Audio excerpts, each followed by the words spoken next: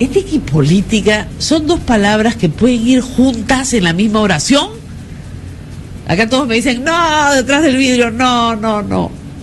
Pero tenemos un experto, a un profesor, que nos va a explicar por qué sí. Gracias, señor Gambio, por estar con nosotros. ¿Qué tal? Buenos días, muchas gracias por la invitación. Bueno, con 9 presidentes regionales denunciados, con escándalos en el Congreso, con un presidente que estamos discutiendo cómo pagó sus casas, otro que tampoco sabemos cómo pagó sus casas, en realidad dos, uno preso en la DIROES. Ética y política. ¿Cómo se conjugan esas dos palabras juntas en la misma oración? Nadie lo puede creer. Bueno, es una relación muy antigua y venerable, por supuesto, ¿no? Que nos remonta incluso a los griegos, cuando la política era un asunto no tanto de competencia por el poder a nivel de grupos de interés, sino a nivel de la participación directa de los ciudadanos, ¿no? Y es una conexión que sin duda tenemos que recuperar en la actualidad, ¿no? Además, yo incluso añadiría que el hecho que haya un presidente condenado por delitos probados de corrupción y violación a los derechos humanos es un síntoma de que la conexión entre la ética y la política es posible. Digamos que quienes transgreden la ley puedan ser castigados efectivamente.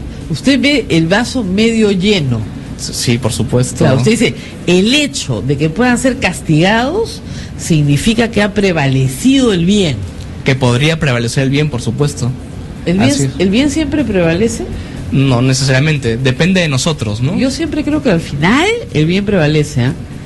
Pero a veces pienso que he visto demasiadas películas, pero creo que el bien prevalece. Ahora, la pregunta es, ¿por qué el ser humano se corrompe? Que es una pregunta que yo siempre veo cuando veo casos de políticos que han sido exitosos, ¿no es cierto?, que tienen talentos y habilidades, son empáticos, la gente los quiere, son populares. Yo estoy segura que quieren hacer cosas buenas por su pueblo. En el fondo de su alma las quieren. Y probablemente no le desean mal a nadie, pero se corrompen. ¿Por qué el poder es un agente de corrupción en el ser humano? Bueno, porque probablemente porque nos ofrece una ilusión, ¿no? La idea según la cual podemos ir más allá de nuestros límites, ¿no? Digamos que el poder se puede usar adecuadamente cuando se distribuye, cuando se consulta, cuando se concerta. Cuando se concentra en pocas manos es donde se genera la corrupción, ¿no?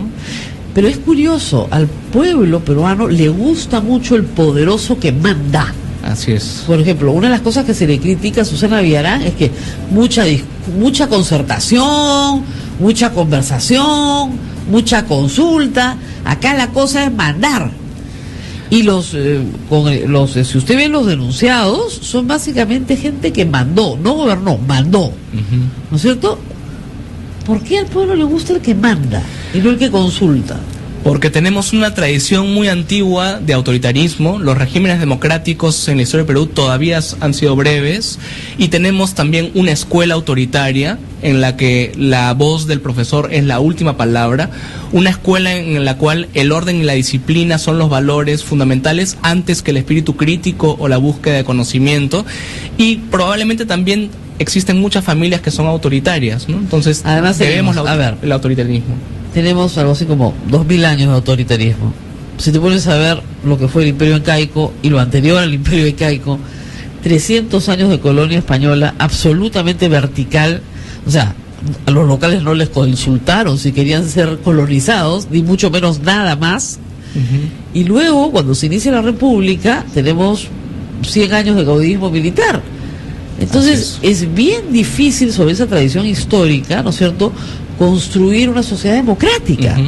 Y existe todavía en el sentido común de la gente y en el lenguaje, por ejemplo, de los políticos, una idea sumamente falsa, que es que existen instituciones tutelares de la patria, por ejemplo, la Fuerza Armada o la Iglesia Católica, ¿no? Y mire, usted dicta en la Universidad Antonio Ruiz de Montoya, que es una universidad católica. Y que pertenece a la Compañía de Jesús, que es una congregación católica que valora el discernimiento desde su fundación y también la libertad.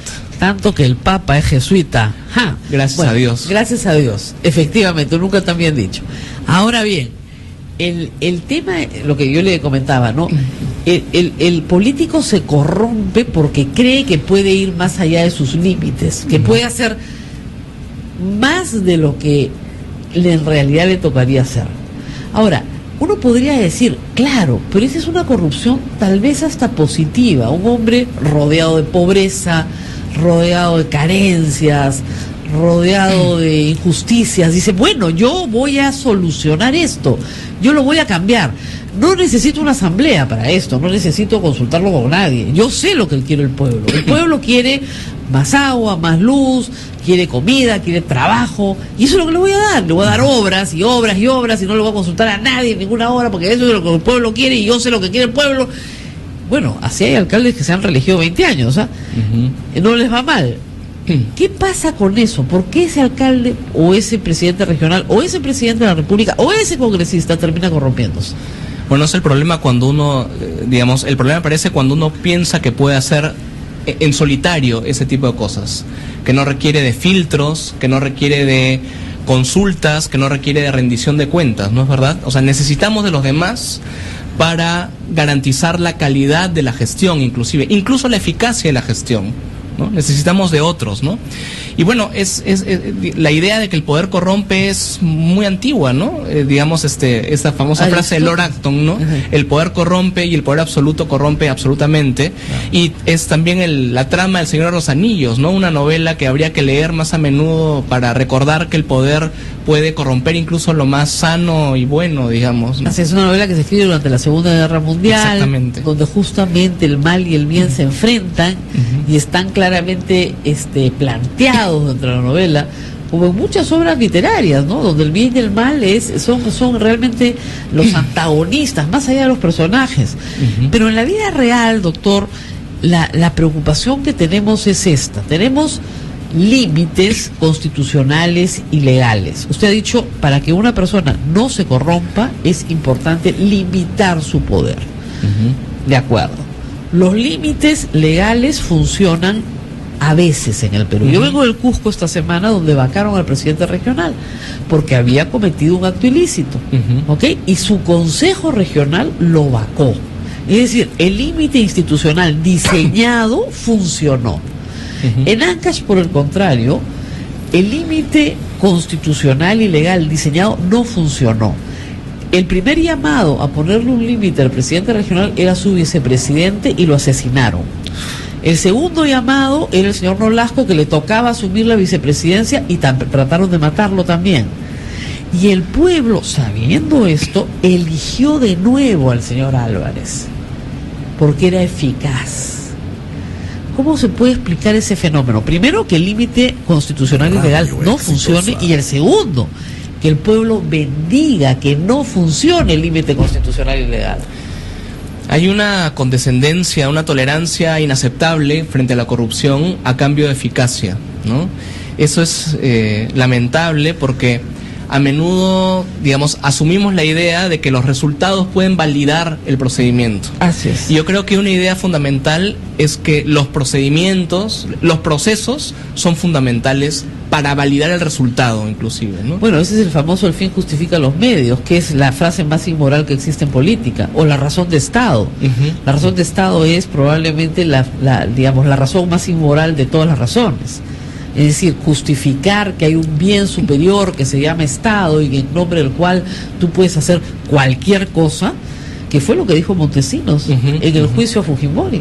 Dijo, en nombre del Estado usted puede hacer cualquier cosa. Sí, yo puedo hacer cualquier cosa. Claro. Es que el Estado se convierte en una abstracción y no en un conjunto de individuos que tienen derechos y libertades.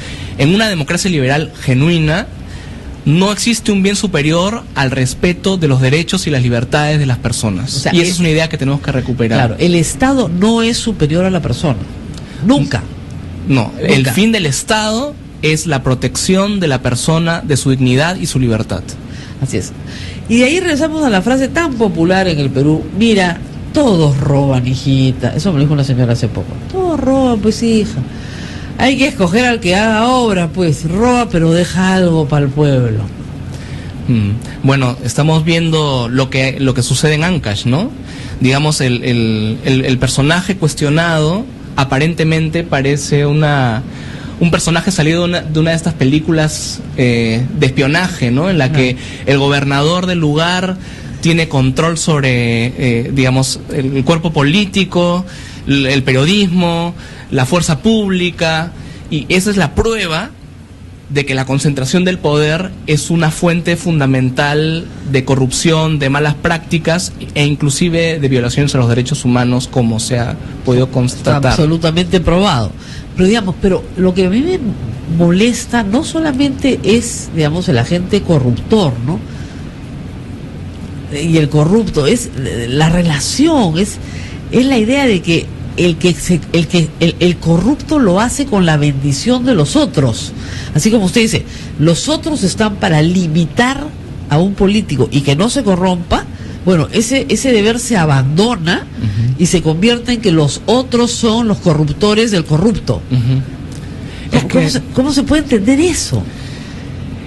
Tiene que ver también con la lógica de la concentración del poder, porque hay quienes estamos abjurando de nuestra condición de ciudadanos y estamos comportándonos como súbditos, como espectadores de un escenario como teatral que está fuera de nosotros. Incurrimos en lo que una pensadora norteamericana de origen eslavo, Judith Shklar, llama injusticia pasiva. O sea, vemos que alguien lesiona los derechos de un tercero, vemos que alguien viola la ley y en lugar de cumplir como ciudadanos denunciando, dándole nombre al delito, lo que hacemos es mirar hacia otro lado por cobardía, pereza o por la promesa de eficacia. Exactamente, ¿no? Con la comodidad, ¿no? Por la comodidad. La comodidad. Mira, ahí está la carretera, hombre, está buenísima. Oye, pero acá han robado, pero está buenísima la carretera, ya no te quejes, vete el carro nomás. O las declaraciones de un candidato en el interior del país que dice que había robado con carretilla, pero que había repartido con carretilla también un pan para la casa de cada uno, y que sus contendores habían robado con volquete o algún otro instrumento mayor, ¿no? Claro, que esa es la otra estrategia muy común entre los peruanos, que yo combato todos los días porque me parece una falta de ética política enorme, ¿no? Tú eres peor que yo, ¿no? Los pecados de los otros, papito, no te hacen santo, pues. O todos somos iguales. Todos somos iguales. O tú, no, yo estoy mal, claro, yo estoy mal, pero ese, no, y eso se usa para todo, para todo, ¿ah? Y hay que ver las discusiones en el Congreso. ¿Qué se imputan los congresistas unos a otros? Que el otro es peor que uno. Sí, yo soy, sí, efectivamente, yo soy un tránsfuga, pero tú eres muy impresentable, ¿no? Entonces eso se dio ayer. Entonces yo siempre digo, los pecados de los demás no te hacen santo. Es decir, que los demás sean unos pecadores no te mejora a ti, porque Dios te va a juzgar a ti. Y el sistema penal en el mundo juzga a las personas individualmente, no colectivamente. Así es. O sea, no te pone en fila, a ver, el más delincuente acá, el menos acá, y ya pues tú estás en el promedio, andas nomás a tu casa. No funciona así. No, la gente acá quiere promediarse. Así es. Y tenemos que rescatar también la posibilidad de un juicio a nivel político de parte de los ciudadanos, ¿no? Que puedan en algún momento, ¿no? En el contexto de la discusión, ¿no? Recuperar la posibilidad de examinar las trayectorias de sus candidatos, ¿no? Porque finalmente, si nos quejamos por la composición del Congreso, es porque nosotros también elegimos a estos congresistas. Se los digo todos los días, que es que estos congresistas, ustedes los pusieron ahí. Así es. Ustedes a mí no, a mí que me registren. ¿Ya? Si no somos parte de la solución, somos parte del problema. Claro. Entonces es en realidad una situación, una vía de doble vía. Ahora, lo que es impresionante es que el fenómeno de la corrupción no ha abandonado nunca el Estado peruano. El libro de Carlos Quirós, ¿no? Que lamentablemente él ya falleció, si no lo tendríamos acá también conversando con nosotros. Es un libro con todos los errores que podría tener, un libro complicado porque analiza muchos periodos históricos. Lo que señala, la línea del libro, es que la corrupción ha estado siempre con nosotros. Siempre con nosotros. O sea, nunca se ha ido, nunca se ha limpiado. Y probablemente la tentación de la corrupción siempre estará con nosotros y con la especie humana, pero tenemos que crear los mecanismos institucionales, las normas y también la conciencia cívica que nos permita ponerle límites y conjurarla y combatirla, ¿no? Es que poner límites significa decir no. Exactamente. La palabra no es una palabra muy difícil de decir en el Perú. Y en algunas culturas se considera hasta muy grosero decir no.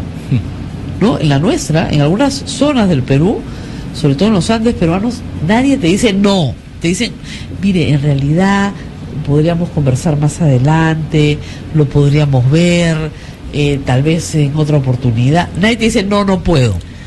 Y esto lo podemos ver con mucha nitidez también en los temas de derechos humanos, ¿no? Finalmente, el trabajo de la Comisión de la Verdad y la Reconciliación significaba darle un nunca más, no repetición al episodio de violencia que vivimos entre el 80 y el 2000, ¿no? Y nuestros políticos, y no solamente nuestros políticos, nuestra clase dirigente, ¿no?, a todo nivel, se ha puesto de costado frente a este nunca más e incluso ha rechazado la posibilidad de hacer memoria frente al asunto. Es un tema que involucra a 60.000 muertos o 65.000 muertos. La gran mayoría, gente extremadamente pobre. No pobre, no, extremadamente pobre. Andina, quechohablante. Esos son los que murieron. Entonces, esa gente parece que no existiera. Hay días que yo pienso, esta gente no existe. Hace poco tuve una discusión donde me decían, no, ese es un tema para el AB. ¿Cómo va a ser un tema para el AB? Los muertos son pobres. Así es. Todos los muertos son pobres. ¿Acaso los policías que murieron es gente rica? Y estoy hablando de suboficiales, y estoy hablando de personal de las Fuerzas Armadas que eran voluntarios levados, muchachos de 18 años pobres, que los llevaron a combatir contra Sendero Luminoso también. O sea, pueblo contra pueblo, pobre. Esos fueron los que murieron. Precisamente ayer estaba viendo un video sobre el tema y una víctima que daba su testimonio decía al final, ojalá algún día nos trataran como peruanos. Y esto es fundamental, ¿no? Las víctimas son también ciudadanos con derechos, que han sido despojados de sus derechos. Cuando alguien que ejerce la función pública e incurre en delitos de corrupción, está privando al sector más pobre del país de recursos que permitan mejorar su condición y dignificar, su vida cotidiana, ¿no es verdad? Historia de la corrupción, me corrigen muchas gracias en Twitter, es de Alfonso Quirós. Yo dije, Carlos, es Alfonso Quirós. Historia de la corrupción para los interesados. Ahora, hay quienes me dicen, doctora, no se puede educar en ética, eso viene de la casa. ¿Eso es verdad? Bueno... A ver, el profesor va a decirnos la respuesta. Bueno, no tengo yo la respuesta definitiva, ¿no? Pero digamos que de casa vienen algunas percepciones importantes, ¿no?, que nos permiten reaccionar frente a determinadas cosas como la violencia, como la prepotencia. De casa viene probablemente, o de los primeros años de formación y de la escuela también, la posibilidad de decir no a ciertas prácticas, ¿no? Pero también hay un elemento fundamental en la reflexión ética y tiene que ver, y en la ética, en la vida práctica, que tiene que ver con el desarrollo del discernimiento, de la deliberación, de la posibilidad de examinar conflictos. Y esto viene en la medida en que vamos creciendo y vamos también leyendo, discutiendo. Hay gente adulta que tiene la discriminación ética de un niño de 7 años y ahí se quedó. Entonces, cuando el problema moral es complejo, y suelen ser muy complejos en la vida política, no tienen cómo discernir. Ese es el problema más grave. Así es, hay situaciones en las cuales el conflicto ético no es solo entre el bien y el mal. A veces hay conflictos entre el bien y el bien, y entre el mal y el mal. Las tragedias griegas lo cuentan con mucha claridad, y también nuestras segundas vueltas electorales de los últimos años, ¿no? Esos son conflictos éticos entre el mal y el mal. Entonces tú tienes que tomar una decisión entre dos males. Y en política también. O sea, cuando tú discutes, por ejemplo, la asignación de gasto público, tú le tienes que quitar a alguien para darle a otro. Y ahí hay una discriminación moral. ¿Qué es más importante, la educación o la salud? Exacto. ¿Qué es más importante, la seguridad ciudadana o la educación? ¿A qué le pongo más plata? O sea, como usted, señora, que está en su casa, ¿en qué gasto más? ¿En comer o en que mi hija vaya a la universidad? Ese es un dilema moral. Así es. Que usted tiene que resolver todos los días. Yo les digo a mis alumnos, ¿ustedes creen que el dilema moral no resuelven, no? Resuelven todos los días. Así es. Porque todos los días hacen pequeñas elecciones, pequeñísimas elecciones. ¿Me voy en taxi en el trabajo o me voy en micro y ahorro la plata para mandar a mi hija a la universidad? Ah, esa es una discriminación moral, ¿ah? ¿No? Me voy en taxi, me demoro 1 hora, me voy en micro, me demoro 2 horas. ¿Qué hago? Me voy en micro, muy bien. Estoy ahorrando para comprar otra cosa que es más importante para mi familia. Todas esas son discriminaciones morales. Bueno, la misma discriminación moral la tiene que tener un político. Y dice, si paso esta ley, voy a beneficiar, no sé, a 1 millón de personas, pero voy a perjudicar a 100.000. Claro, y ese tipo de decisiones requieren educar el juicio de una manera mucho más sutil que el tipo de moral un tanto dogmática que uno aprende en los primeros años. O sea, eso requiere un aprendizaje, un pensamiento complicado, sumamente complejo, evaluar las consecuencias, evaluar los principios. ¿Y eso se enseña en la maestría? Sí, por supuesto. Esos son los casos que se trabajan. Lo trabajamos a nivel de casos y a nivel de la lectura también de autores clásicos y contemporáneos de la ética y del pensamiento político. A veces pasa que, por ejemplo, se tiene que tomar políticamente, no sé, decisiones en minutos, extremas, muy arriesgadas, que van a poner en peligro la vida de algunas personas para salvar la vida de muchas personas. Esas son las más difíciles de tomar, ¿no es cierto? Y le ha pasado a cualquier presidente o a un político, ¿no? Por ejemplo, no sé, imagínense ustedes un secuestro con rehenes, ¿no? Una banda entra a un establecimiento y hay que darle la decisión de entrar y sacar, y matar a los delincuentes. Entonces, finalmente estás disponiendo de la vida de otras personas. Así es, y por eso nuestras exigencias respecto de la calidad intelectual y también emotiva de nuestros políticos, de nuestras autoridades, tendría que ser muy alta, así como nuestra responsabilidad para pedirles cuentas y para vigilar la conducta pública de nuestros representantes elegidos.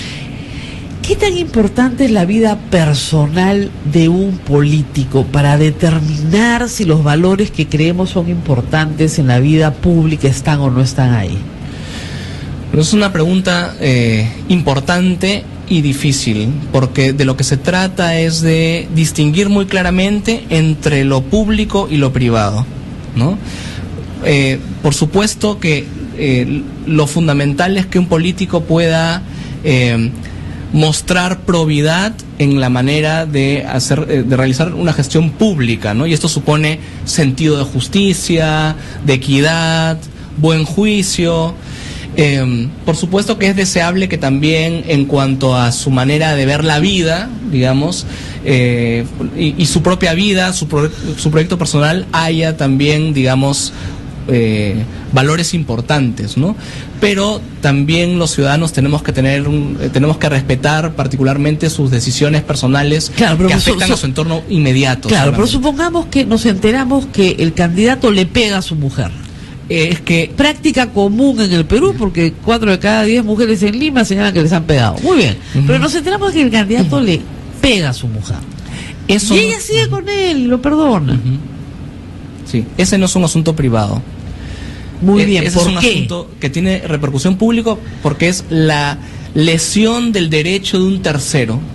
Entonces no es un asunto privado. La violencia doméstica no es un asunto doméstico, es un asunto que tiene relevancia para la vida pública. Así es. Si el presidente del Perú no reconoce a su hija, es un asunto público. Es un asunto público porque está lesionando el derecho de una tercera persona. Así es. O sea, eso hay que tenerlo bien claro, porque a veces la gente, no, nos están metiendo con su vida privada. No, esa parte no es privada, ¿no es cierto? Y por lo tanto, como no es privada, tenemos derecho a hacer un juicio ético sobre lo que esa persona está haciendo con su vida y decidir si le vamos a dar el voto o no. Porque en ambos casos se trata de prácticas que tienen una connotación delictiva. Así es. Ahora, ¿una persona corrupta puede cambiar su conducta? Bueno, eventualmente, yo creo en la conversión de las personas en general, pero yo no votaría por alguien que ha tenido una trayectoria corrupta aprobada. Claro, que vaya, se convierta y se vaya a confesar sus pecados y que Dios salve su alma, pero que no sirva al público nuevamente. Y que sus amigos le agradezcan por la conversión y lo celebren, pero yo no me parece irresponsable votar por alguien que tiene una conducta pública cuestionada probadamente, ¿no? Así es. Ahora, siempre hay duda, ¿no? La duda es el problema. No la prueba plena, ¿no? Sino la duda. ¿Este será un sinvergüenza o no? Porque cuando tienes la convicción de que es un sinvergüenza y votas por él, bueno, ya eres cómplice, pues. Ya, listo. Y fue lo que a muchos nos pasó con Alan García en la segunda vuelta con Frente Ollanta, ¿no? Ya, pues, ¿qué vas a hacer? Tienes que escoger entre dos males, entre dos horrores, ya. Pero, ya eres cómplice, pues tienes que callarte. Ese es el dilema más terrible, ¿no? Para un votante. Pero si tú, teniendo otras alternativas mejores, votas por una persona que sabes que es un sinvergüenza, después atente a las consecuencias. Así es. Porque no tenía salida. Y eso es muy importante. Y eso espero que le sirva de lección a todos los votantes en todo el Perú para este próximo 5 de octubre y también para las autoridades, las que van a la reelección, las que están tentando. O sea, ojalá pudiéramos tener un ojo en todas partes, no lo tenemos, y cuando no lo tenemos inmediatamente arranca la corrupción. Pero el poder tiene que estar limitado.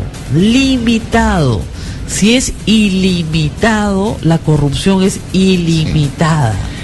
Ese es el problema. Yo creo que en los gobiernos regionales lo que ha faltado son límites eficaces. Así es. Y hay que combatir ese halo de invulnerabilidad que algunos políticos tienen, precisamente porque consideran que ante la ausencia de filtros o de una, digamos, conciencia crítica intensa, creen que todo lo que hagan va a quedar impune. No sucede así.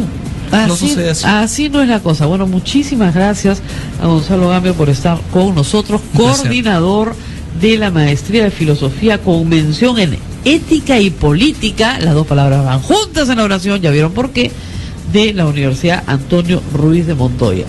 Muy interesante la conversación.